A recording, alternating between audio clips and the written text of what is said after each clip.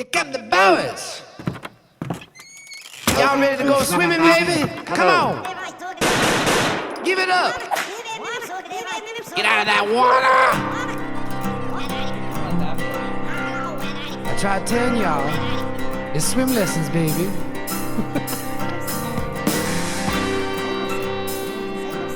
Welcome back to Swim Lessons, a podcast. I am Dalis Hansen.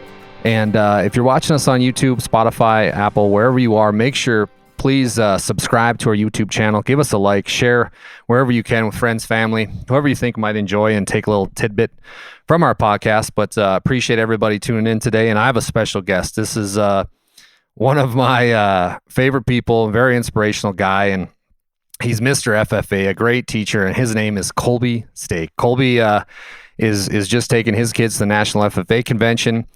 He taught here in Divide County for a while. Now he's down at Dickinson High, and I really enjoy him. And he's a guy that's full of he's one of those guys that he never has a bad day, and I appreciate that about him. And he was up here pheasant hunting, so we sat down, chatted a little bit about life and FFA, agriculture, and how students can get more involved, and how students in today's day and age sometimes have a difficulty navigating through certain things. And Colbey's a wise guy that shared a lot of great points with me, and I really appreciate his time. But before we get to Mr. Colbey Steeke, aka Mr. FFA, we got to talk about PSP Network. It's game day. They've been promoting local student athletes for a very long time, and right now they're in the heart of football and volleyball season, so make sure you check them out. Their schedule of events is on their website. That's psp.network, or on YouTube at PSP Network. Nick Holberg and his crew do a great job. They got a lot of really good announcers that do all of our games. They're streaming, so they're on YouTube. Make sure you like and subscribe their page, and greatly appreciate the sponsorship from PSP Network. Next up is Glang Angus, a proud sponsor of Swim Lessons. They are your premier source for registered Black Angus cattle since 1973. Glang Angus cattle showcase dominance, durability, and docility, and they're built to thrive on the northern plains. Check them out. That's Glasso, Glasoe, Angus.com. This next sponsor, I've been working with them for a while. In the broadcast booth, we've been doing 9-man playoff games. It's been so fun, and that is Game Day Media. More than a game. Your leader in live video sports coverage in Northwest North Dakota. At Game Day Media, our goal is to expose, support, and promote the best athletes that North Dakota has to offer. Subscribe to our channel at Game Day Media ND on YouTube. Find us on Facebook at Game Day Media for schedules, quick links to games, stats, everything you need to follow your favorite student athlete, and also enable alerts on Facebook, YouTube, wherever, and so you can see and watch for upcoming events that Game Day Media can host. So appreciate Game Day Media. And hey, it's NFL season. You want to get together with your buddies and watch a game or an NCAA game in a great atmosphere. I've got the place for you. It's in Williston, North Dakota. It's called River's Edge Bar and Grill. They are known for offering the best happy hour in town, providing unbeatable deals in a lively atmosphere. Guests can also enjoy a variety of entertaining activities, including bingo, trivia, and the very popular Name That Tune. Come on down River's Edge for great drinks, great food, and great fun.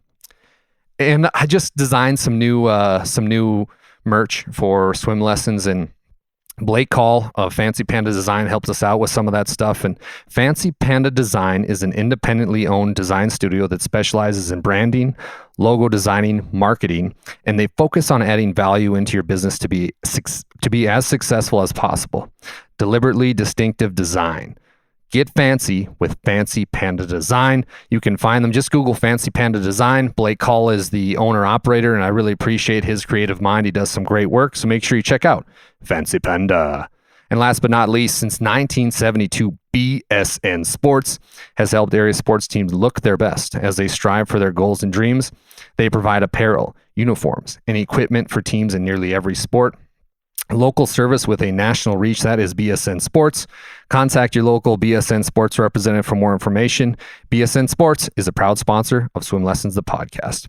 Thank you to all our sponsors that make the show possible. And again, make sure you subscribe to our YouTube channel. And thank you to everybody that listens. And thank you to Mr. Colbey Steeke for the time. And enjoy this conversation with the wise and powerful Colbey Steeke.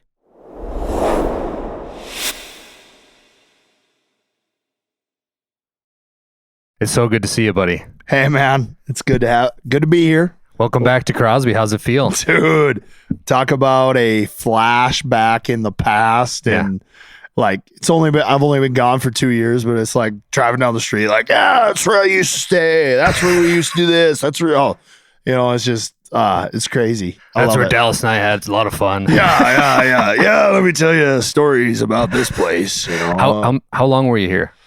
So I got here in January of 2021, and then I left. My last year here was May of 2023. So was it tough leaving? Dude, it was the hardest. It was literally the hardest decision of my life. And ultimately, it's not just leaving the town, leaving like what we as in me and my students had built and it was moving into a new chapter of life.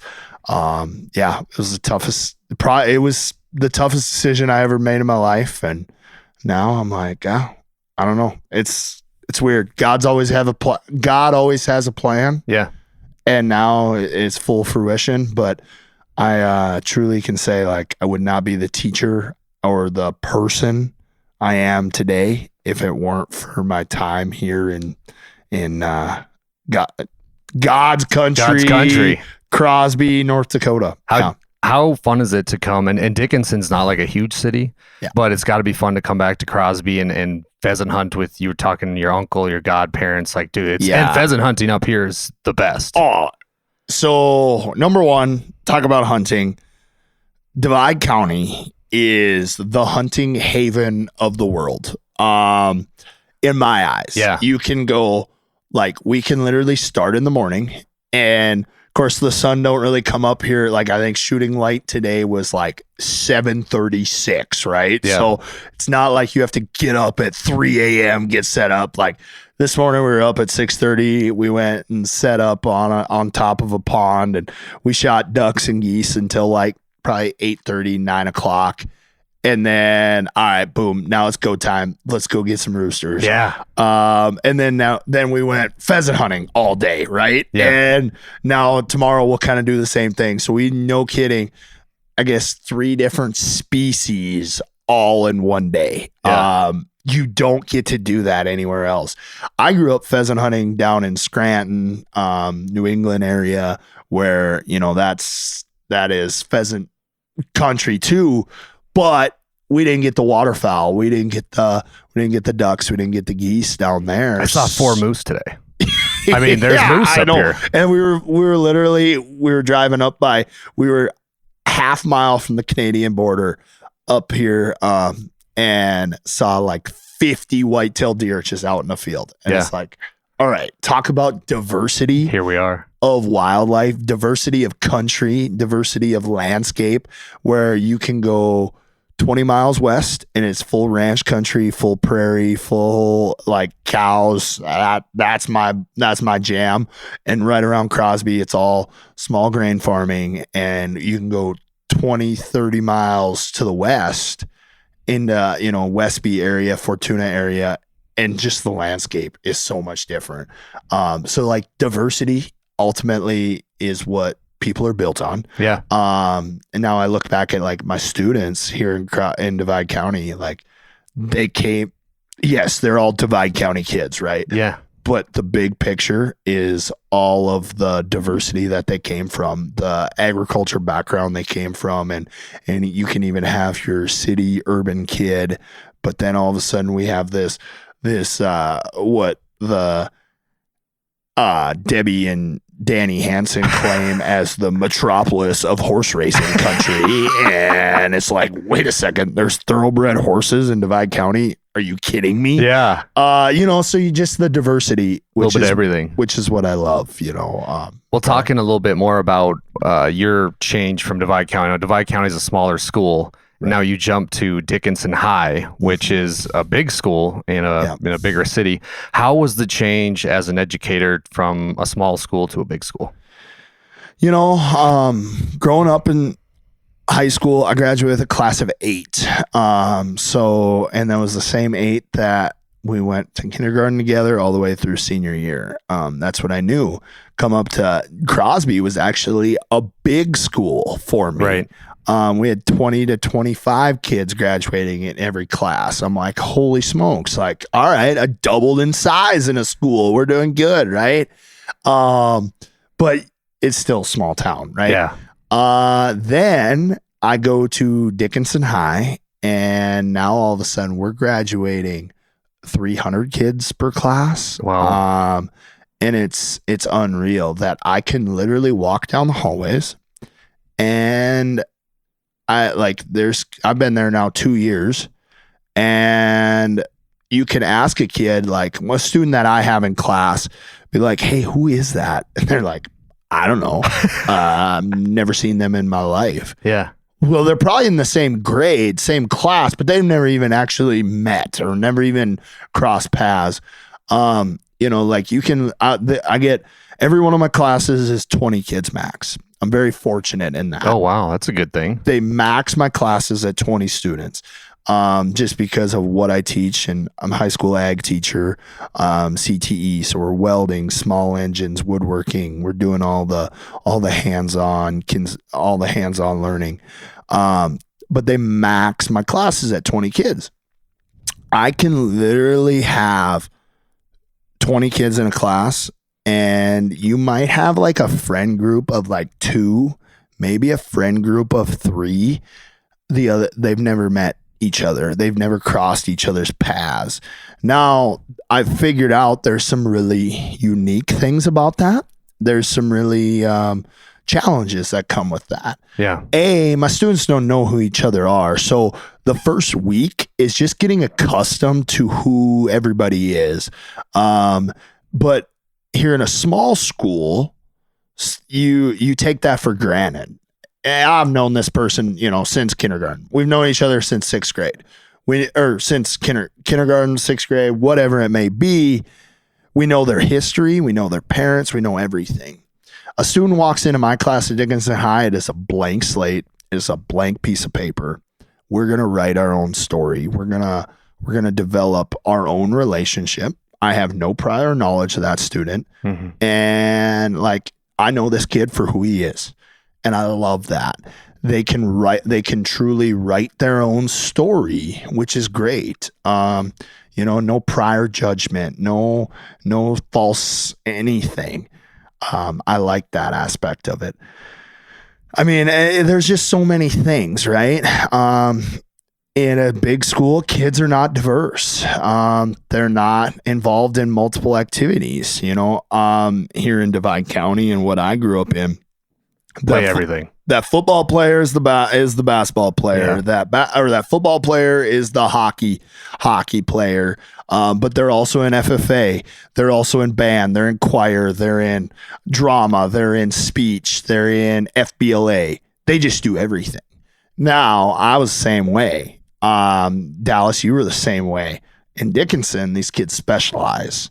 They specialize in one sport. They specialize in one activity.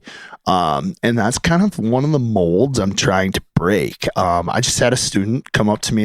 So backtrack a little bit. My dad asked me, I help out with the wrestling program just a little bit.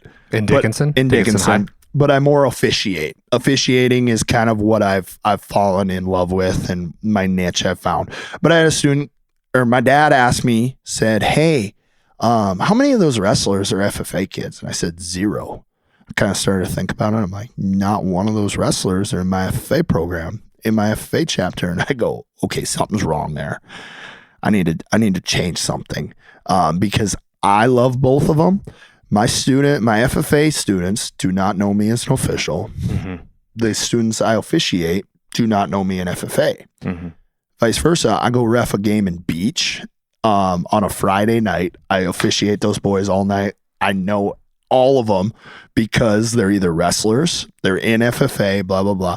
We go to leave a game in Beach, and we had an FFA thing Saturday morning in Bismarck. And I looked at those boys from Beach and I said, I'll race you to Bismarck. And they go, hey, we'll beat you there. We literally just coincidence pull into Culver's at the exact same time. Oh, long live Culver's goat place. In Dickinson, I don't get that. Yeah. So I have this student, long story. I have this student that comes up to me and goes, Mr. Steeke, I'm thinking about wrestling. He's a sophomore, one of my dudes, one of my guys. He goes, I'm thinking about wrestling, but I'm not sure how I'm going to balance both FFA and wrestling. Whoa, what? And I said, well, what do you mean? He goes, well, it just seems to be a lot. And I said, hey, man, I do both. Yeah. I am right there alongside you. I said, we will do both.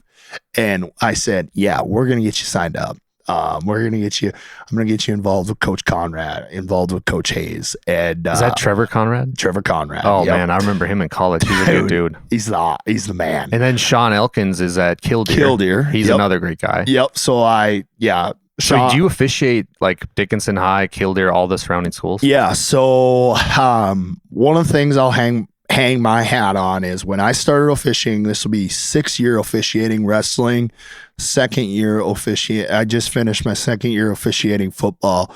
When I started officiating 6 years ago, there was 2 officials west of Minot or Bismarck. Wow. On the entire wrestling officials on the west half of the state. Jeez. Well, I was in college, so hey, baby, pay me that mileage. Come on. You want me to drive? You want me to drive to Tioga? You want me to drive to Stanley? Great, let's do it.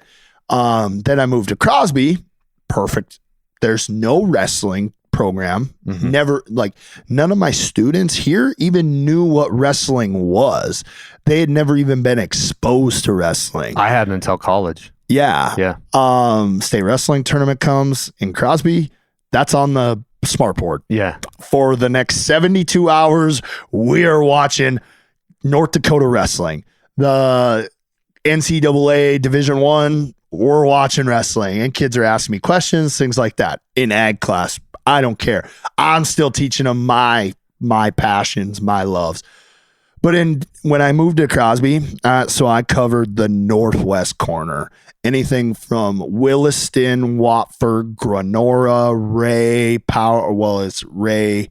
Tioga Ray are together for wrestling, and Stanley, and then I go to Minot, and then I get a call from Dickinson. There was nights I would drive to Dickinson High on a Tuesday night, officiate a duel, Wednesday morning, 8 a.m., I'm teaching in Crosby. Jeez, but I just did it. Yeah. And but there is nobody else. Right. Now this year, I am hosting a wrestling officiating workshop in November and 2 weeks.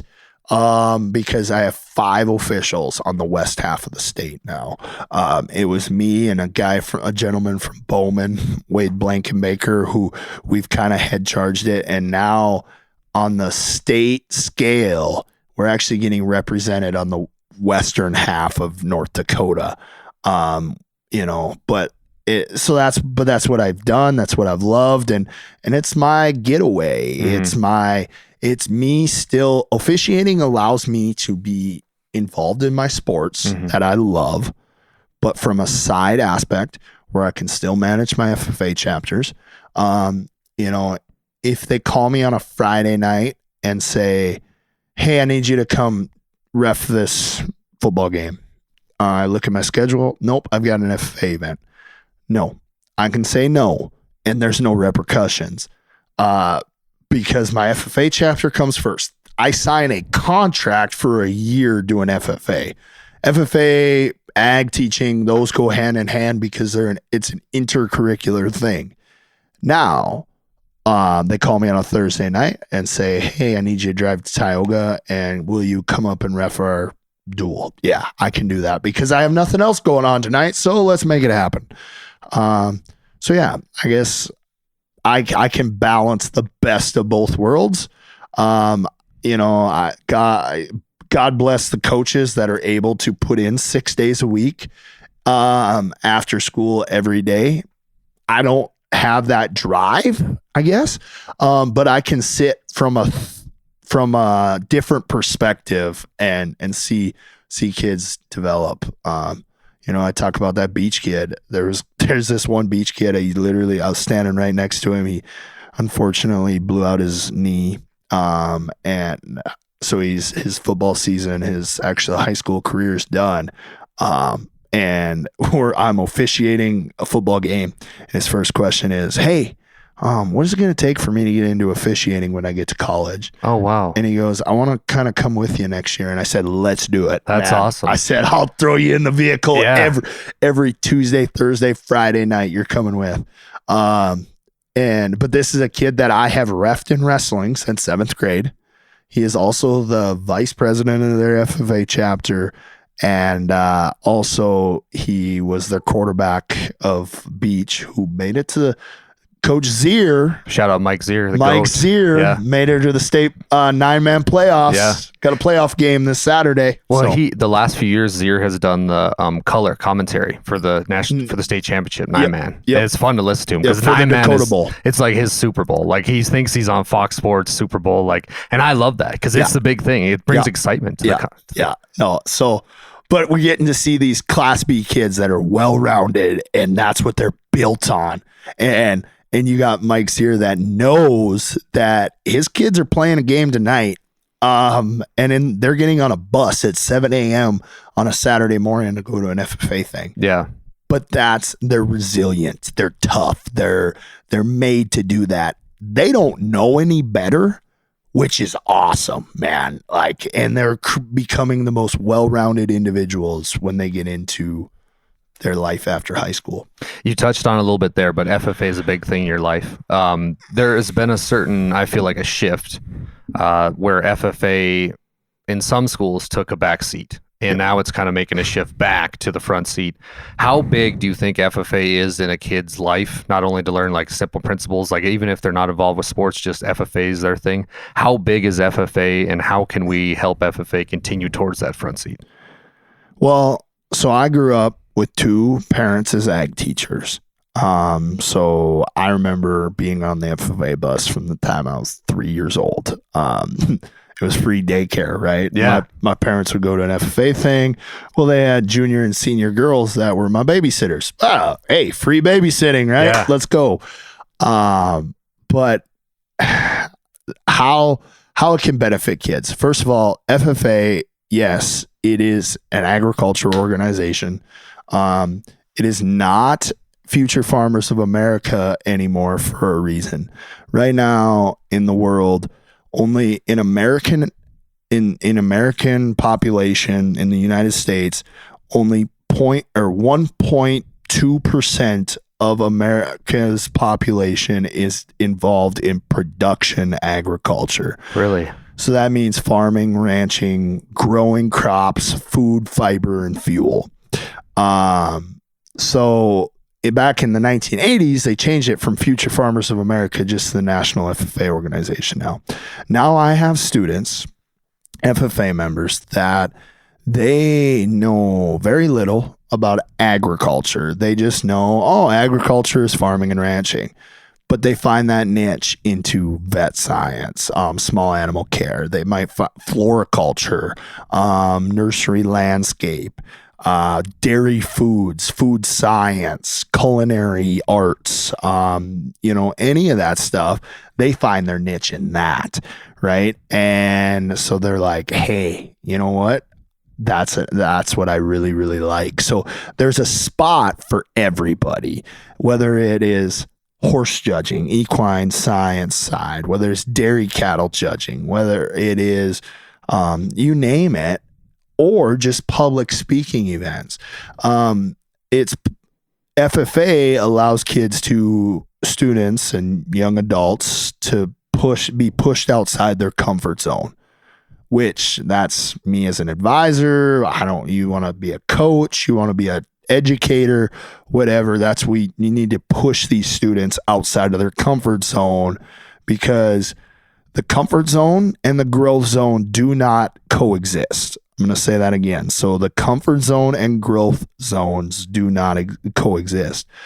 They have to get outside their comfort zone to begin to grow. And FFA allows students to, on Monday, I fly out with 13 students to Indianapolis, Indiana. The students here in Divide County, I took 7 of them to Washington, D.C. We've been to Billings. Next summer in June of 2026, I am taking, I think it's 11 students to Ireland for agriculture in Ireland. Oh, wow. Just to get them outside of North Dakota, see the world in the world's perspective. Yeah. And that's ultimately what we're doing. That without agriculture, everybody would be naked, hungry, and sober. And afraid. Naked, hungry, and sober. Yeah. And eventually, I mean, just our vehicles are going to change to all ethanol, corn, biodiesel. That's where agriculture is going. That's where the world is going. So, yeah, we need that. Yeah, I mean, I think it's important. In the National FFA Convention, you were just talking about it. And growing up, Butch Hauglin, you know Butch, rest in peace, one of the goats of Divide County. He was like you. Everything's FFA. And growing up, seeing that, even in elementary school, how much fun people were having. I mean, there's a thing to that where youngsters see how much fun something is, they can't wait. Right. Where it works the same way, though. If that's not there, they're young, they don't see it, they're not exposed. But tell us a little bit, because this has always piqued my interest, the National FFA Convention. It's a big thing. A lot of like celebrities come to it. You know, you were telling me about a few different people, but tell us what the national convention's like. So we will be leaving starting on Wednesday. National FFA Convention starts in Indianapolis, Indiana, in Dallas. Sports guy. Where do the Indianapolis Colts play? What's that stadium called? Lucas Oil Stadium. Yeah. The NFL draft or the combines. Yeah, exactly. So we're going to be in Lucas Oil Stadium. They set up seats on the field and stuff? So there'll be over 60,000 FFA members in Indianapolis for the next week. Wow. From all 50 states, including Puerto Rico, the Virgin Islands, and there's one more U.S. territory down there on the Gulf by Florida, but there'll be 60,000 FFA members there. In 2020, Donald Trump came and spoke. What? There'll be this year, I think Lainey Wilson is performing. No way. Yeah. Mike Rowe is there almost every year. He's Dirty awesome. Jobs. So it's been anywhere. So it's been in 3 spots. It started in Kansas City, which if you are a Divide County soul, you remember Butch Hauglin taking you to Kansas City. I hear about it every time. They're like, home of the Chiefs, baby. I remember when Butch would take us to Kansas City and we would be on a bus for 18 hours. And I'm like, yep, you bet. It's been in Louisville, Kentucky, and now it's in Indianapolis. I would like to say that if you asked, there's some kids, a lot of students, back in 2022, we took 16 students from Divide County to Indianapolis. I would like to say that would be a highlight of their life, or high school career, not life, but high school career, where you ask them, hey, what was something you did in high school? They'd say, Mr. Steak drug us on a bus for 26 hours to Indianapolis, but we got to see this, we got to see that, we got to see a kangaroo, we got to see some African cat that sold for $5,000, or we got to see a dairy farm where they milk dairy cows on a Ferris wheel, and then he drug us to some Scream Park, and like those are the core memories that these students are making at National Convention. And it's a long bus ride, but to me, when we get back on Sunday, I will not only be on E, I'll be running on straight fumes. Right. But it also reignites my fire. Just getting to see students from all walks of life, getting to see people from from all 50 states. And then not only like my students getting to see them grow and get to see Indianapolis, Indiana, getting to see Chicago, Illinois, and like just stuff like that. And their eyes being open that the world is a big, big place. Go see it. Go get that opportunity. So yeah, I'm stoked. I love National Convention. It not only drains me, but it also reignites my fire to come back and hey man, let's roll. Love it. Dude, one of my favorite things of being your friend and knowing you for a few years now is when you talk about FFA or vocational, anything like that, education, your eyes light up. Right. And you found that niche in your life and that love that like, hey, this is a lot of my life is going to be tailored to all this, blah, blah, blah. How do you think a person or a youngster can find their niche? Like, what's something that you did where you found, hey, I love this, and give us a little advice, because you're one of the true friend that I have that like loves what they do, and every day they wake up, they're like, this is awesome, this is the best. But there's a lot of people in today's day and age where they don't feel that way. They don't feel like, oh, I got to go to my 7 to 9, whatever it is, job. But how do you relay that into not only high school people, but friends of yours, like anybody? Right. Because when I say that to you, dude, your eyes lit up. Like it's a good thing for you. It's very healthy. So how do you relate that to friends, students, everything? Yeah. Well, I mean, so I guess it all stemmed back to my freshman year of college, when all of a sudden everybody's like, what are you doing with your life? What are you going to do? What are you going to do when you grow up? Yeah. Well, I still can't tell you what I'm going to do when I grow up, because when I grow up, I'll let you know, because that day still hasn't came. But it was like, you know what? Kind of looked at my parents and I thought, hey, being an ag teacher would be kind of cool. Kind of good at that. I think I could do that. So I wrestled at college at Dickinson, and I love Dickinson State. I was there for a year, and I'm like, but I want to be an ag teacher. I can't do this at Dickinson State. I got to go to NDSU. So I went out to NDSU, and all of a sudden everybody was like, I started taking these education classes, and they're talking about, here's how you're supposed, as an educator in today's world, you're supposed to handle disciplines this way. Your classroom management is supposed to be this way and that way. I said, no, hold on, stop for a minute. I said, okay, I understand where you're coming from a core education standpoint, but I want you to look at me. Okay.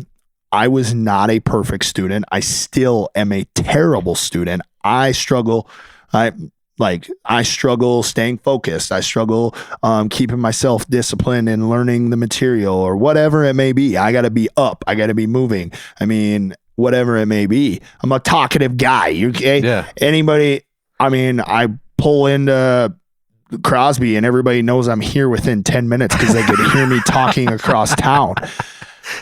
I'm loud, I'm obnoxious, but that's who I am. As long as you keep me busy, I can handle that.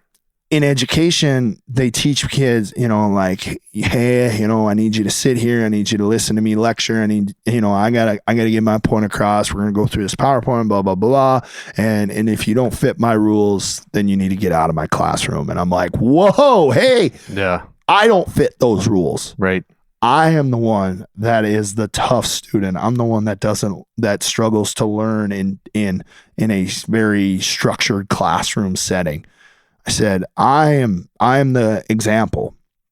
And they go, well, I guess then you probably should consider a different career path. All right, cool.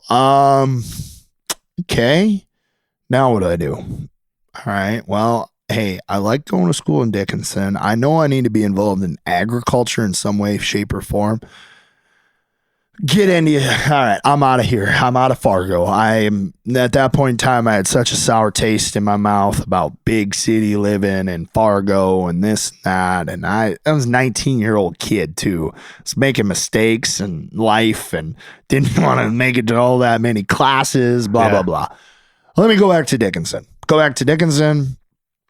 Coincidentally, I go all the way through college, finish an ag business degree, and then Butch Hauglin calls me at like 8:00 at night one night. Goes, hey, what are you doing? And I remember it was the Thursday, or it was the Wednesday before Thanksgiving. He goes, hey, what are you doing when you graduate college? And I said, well, that's in less than a month and I still can't tell you.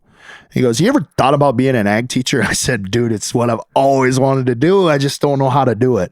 He's like, hey, give me 30 minutes. If you don't get a call back in 30 minutes, call me back. 30 minutes later, call from Divide County, and they go, hey, here you're interested in an ag education position. I'm like, yep. They go, when can you be up here? I said, I could be up there Monday morning for an interview. Come up, interview, all this and that.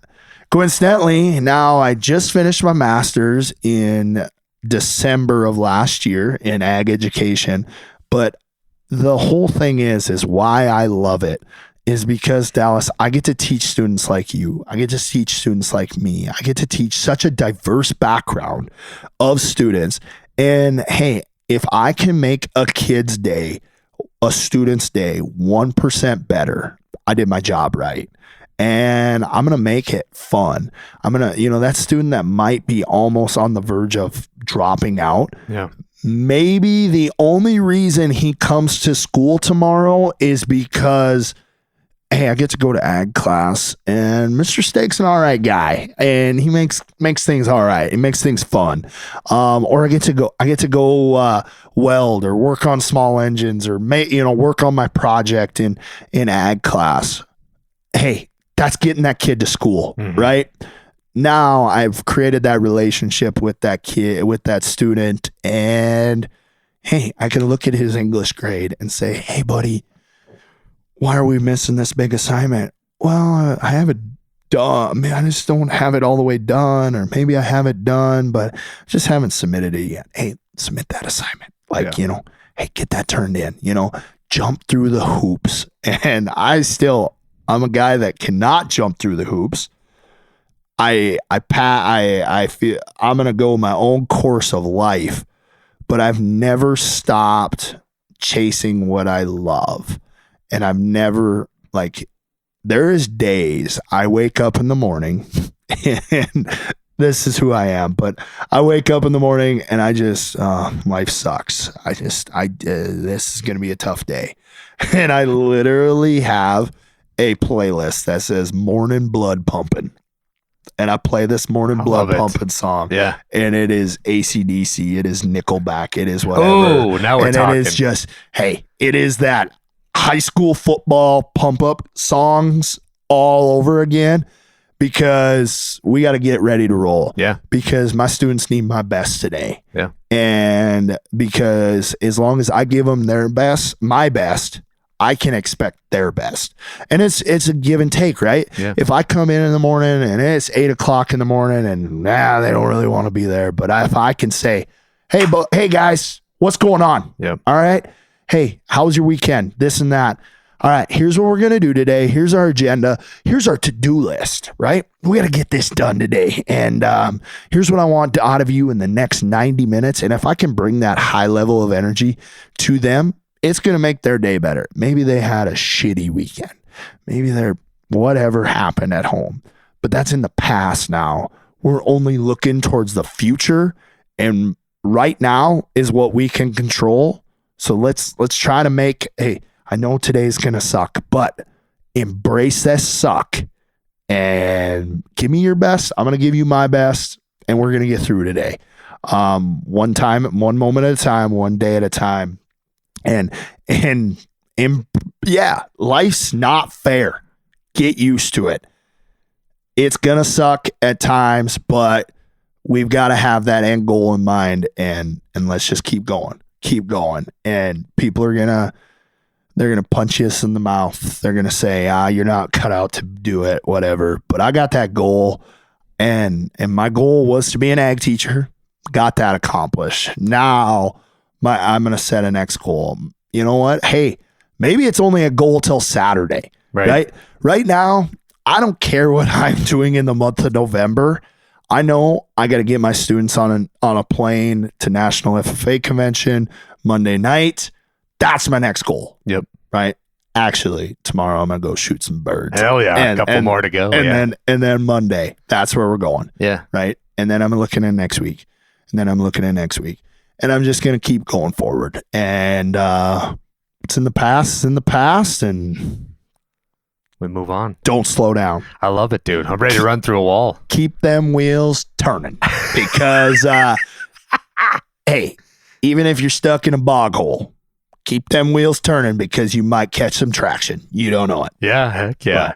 Yeah, well, believe it or not, we've been at this for right around 35 minutes. And that was, I don't know how you're going to top that answer you just had, but Colbey Swim Lessons, a podcast about overcoming tough times. Oh, I hate this question. I've been thinking about this question. You've been through a handful, and leave us with something, though, so the listener can make it applicable to their life. And what do you say to yourself when you're in that dark room and having a tough time getting out of the hole? Yeah. So, I mean, I lost a little brother when I was 14. He was 4. Kelvin passed away, and but Kelvin literally is who I live through. Like there's times that I fall to my knees and I say, "What is going on?" And it's Kelvin and I having that conversation. Kelvin was literally the most charismatic, most energetic boy you'd ever met. But I think about how simple his life was. He loved ranching. He loved going to wrestling practice every single day. He'd come to wrestling practice with me because my dad coached. And he'd go running down the hallways of the high school as a 4-year-old. Everybody knew who he was. Kelvin lived every day to the fullest and didn't have any regrets. As a 4-year-old, we don't have any regrets. Right. Hey, I don't have any regrets, right? There has been mistakes I've made. I don't regret them because I know that's who I am. And you know what? He just lived he lived today for today, worried about tomorrow when tomorrow came, right? Hey, when he wakes up in the morning and he stayed home with dad every day to do chores, and that's what it was, is in the morning, have that conversation. Hey, what are we doing today? Right?